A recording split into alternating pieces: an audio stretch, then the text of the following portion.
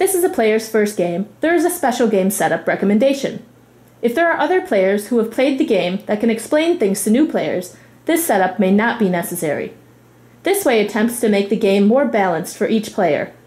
The game is set up exactly the way shown. Settlements will be placed on the board exactly as shown here.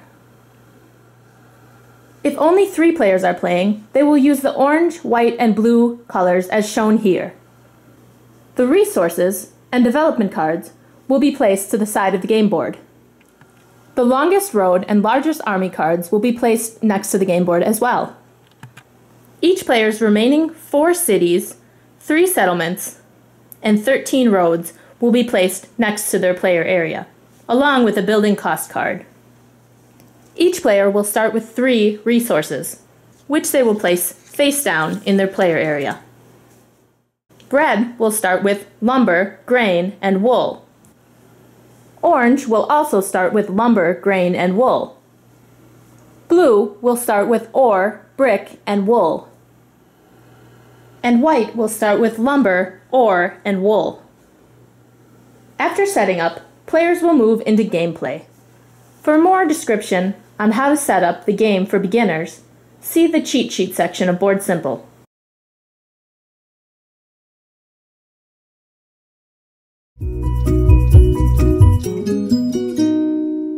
To set up the Settlers of Catan, players first assemble the border of the game.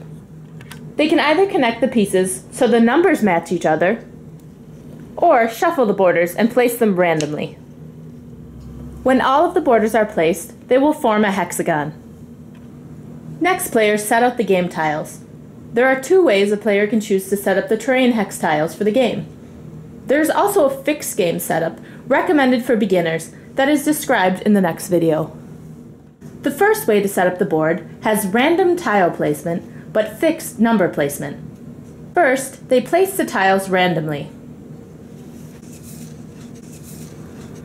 Then they use the letters found on each number tile to place the numbers around the board in alphabetical order.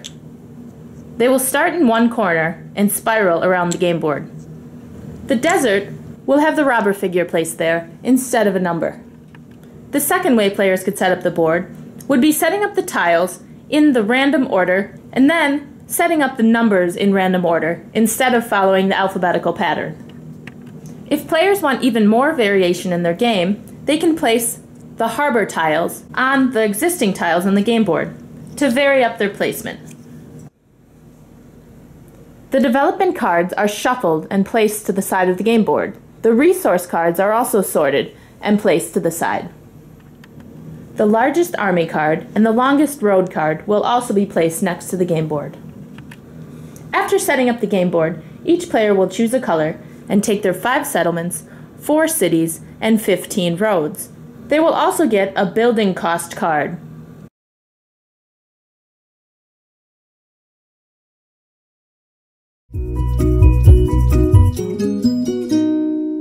When the game board is all set up, in the method players choose, each player will next place their first settlement and road on the board. The oldest player will place first and put one of their settlements in an intersection of terrain tiles. They may either place in the intersection of 3 tiles or on the border in the intersection of 2 terrain tiles. After placing their settlement, they will place a road connected to their settlement. All players will do this in clockwise order, making sure to have at least 2 sides of a hex between each settlement. After each player has placed one settlement and road, they will place their second settlement and road. To do this, players will place in the reverse order that they placed their first settlement, so the last player will place first and the first player will place last. This time, when they place their settlement, they also gain the resources from the terrain tile or tiles they placed their settlement in the intersection of. Each type of tile will give a different resource. This tile gives lumber. This tile gives wool. This tile gives brick. This tile gives grain. And this tile gives ore. The desert does not give any resources. So the orange player placed here would gain 1 ore for this tile, a lumber for this tile, and a lumber for this tile. After each player has placed 2 settlements and 2 roads and gained the resources, players will start playing the game.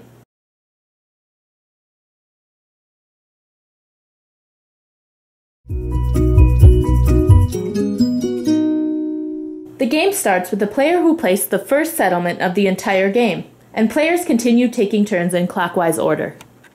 The first step of each player's turn is to roll the 2 dice. After rolling, they add up the value of their roll. They will then locate the tiles with those numbers on the game board. If any player has a settlement touching the tile with those numbers, they gain the resource of the tile they are placed on. So orange would gain 1 ore, and blue and white would both gain 1 lumber. If a 7 is rolled, 2 things happen. First, players count up the resources in their hand. If any player has more than 7 resources, they immediately choose half of their resources to discard. If they have an odd number of resources, they discard half of their cards, rounded down. The second thing that happens is the robber figure is moved. The robber must always be moved to a new hex when a 7 is rolled. The player who rolled the 7 decides the new place of the robber. The hex they decide to place the robber on is blocked from giving resources to players when its number is rolled. The player who moved the robber also chooses one of the players with a settlement next to the tile to rob. When they rob a player, they choose one of their cards at random, look at it, and place it with their other resources. After a player completes the mandatory dice roll, they are now able to complete actions during their turn. There are several actions they can do, and they can do as many of these actions as they are able to during their turn. One action they may choose to do is to trade resources. There are 2 types of trade a player may do. Domestic trading is trading 1 or more of your resources for 1 or more of another player's resources. This type of trade must always involve the player whose turn it is. It can also only be done with resource cards, never with development cards. Players must always both agree on the trade being made. The second type of trade is maritime trade. For this, they trade resources with the bank to get 1 resource of their choice. The normal maritime trade ratio is 4 identical resources in exchange for 1 other resource of their choice. There are several harbors found around the exterior of the game board. If a player has a settlement on one of the 2 harbor locations, they now gain a better trade rate with the bank. For instance, a player that placed on this harbor would now gain a 3-to-1 trade with the bank. So they can now trade 3 identical resources of any type in exchange for 1 resource of their choice. There are also 2-to-1 harbors. Each of these harbors will have a unique resource on them. The resource shown on the harbor tile tells the resource that a player can trade with the bank at a 2-to-1 ratio. So a player placed on this harbor with a brick on it would be able to trade 2 of their bricks with the bank to gain any 1 resource of their choice. Another option players have is to build roads, settlements, and cities. They may build any number of these during their turn as long as they have the resources to do so. Each of these items has a cost. These costs can be found on the building cost card each player is given at the beginning of the game. A road costs the player 1 lumber and 1 brick. Whenever a player builds a road, it must be either connected to one of their other roads or connected to one of their settlements or cities. The first player to build a road that is 5 segments long will gain the longest road card, which will gain them points at the end of the game. Any player can steal the longest road card from the current player holding the card by building a road longer than the current longest road. A settlement costs the player 1 lumber, 1 brick, 1 wool, and 1 grain.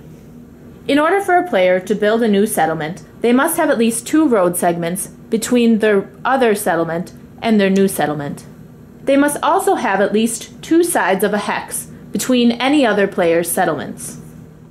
A player is allowed to build a new settlement on their existing roads, or even on another player's existing road, as long as it follows the regular rules of placement, being connected to one of their previous roads, and being at least 2 sides of a hex from any other settlements.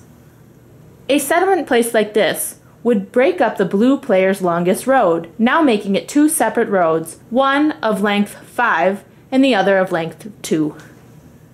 A city costs the player 3 ore and 2 grain. A city may only be placed over a player's existing settlement. The settlement is removed from the board and placed back in the player's area. It is now able to be used again by that player. A player's city gains that player 2 resources whenever one of their numbers is rolled. So if any player rolled a 9, the white player would gain 2 ore for this tile. Players can also choose to buy a development card. Development cards help players throughout the game. The cost of a development card is 1 wool, 1 ore, and 1 grain. When a player buys a development card, they choose the top card of the deck, look at it, and place it face down in their player area, hidden from other players. A player may also choose to use one of their development cards they have purchased, as long as it is not being used during the same round it was purchased. There are a few different types of development cards in the game. These include the Knight card. This is also called the Soldier in some versions of the game. A player may use the Knight or Soldier card at any time during their turn, so they may use it before or after rolling their dice for their turn. When they use the card, they flip it face up in their player area and move the Knight figure to any other number on the board. Then they choose one of the players with a settlement or city on that hex to steal 1 resource randomly from.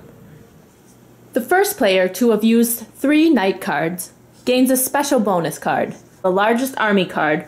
This gains the player extra points at the end of the game. Any player may steal the largest army card from the current holder of the card by having more knights than that player. The road building card allows the player who played it to build 2 roads on the game board for free. They must follow the normal rules of building roads. The road building card is discarded from the game after use. The Year of Plenty card allows the player who played it to take 2 resources of their choice from the bank. This card is also discarded from the game after it is used. The Monopoly card allows the player who played it to name 1 resource type.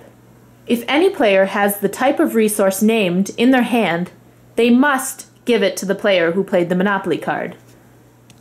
The Monopoly card is also removed from the game after it is used. Victory card points give a player 1 victory point. These will only be revealed at the end of the game. A player will simply add any victory point cards they get to their other development cards.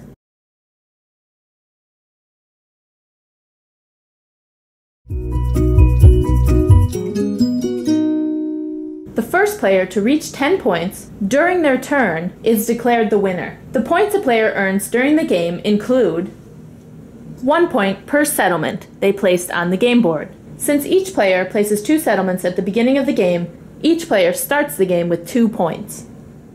2 victory points for each city placed on the game board.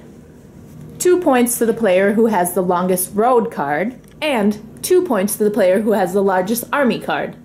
And 1 victory point per victory point development card. As mentioned, a player must reach 10 points during their turn. So if for some reason a player realizes they have 10 points when it is not their turn, they must wait until it is their turn to declare themselves the winner.